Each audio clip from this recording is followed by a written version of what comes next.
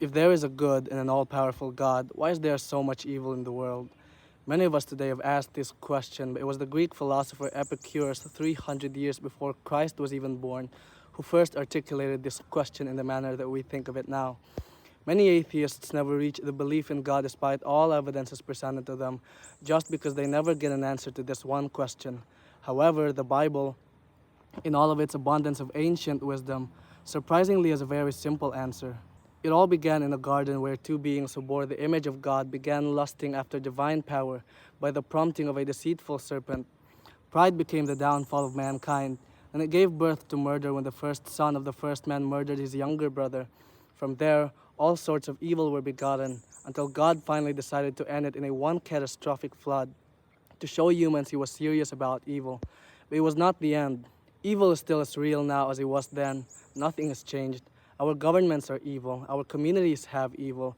We witness it even in our neighborhoods. There's evil even within our own households. Bad things happen all the time in our homes. Sometimes we cause them, sometimes the ones we love cause them, but sometimes we cause them to happen. You start asking the question, why would God create beings like us anyway?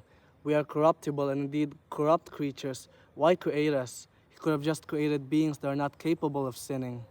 And there lies our answer. The act of sinning is the product of one human feature that reflects the divine: free will.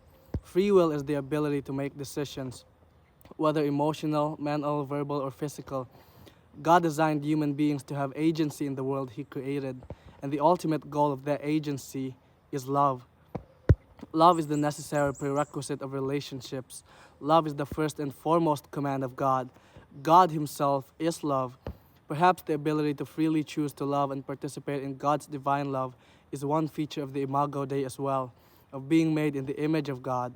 If God created a world where human beings could not commit evil, it would have also been a world where human beings could not love, because both evil and love are byproducts of the same free will.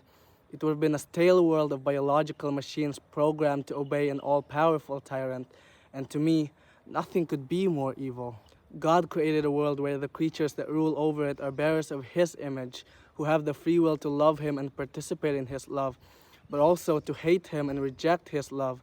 Humanity, for the most part, chose the latter, but for some mysterious reason, God deemed His creation worth it anyway. It's almost as if God knows exactly what He's doing.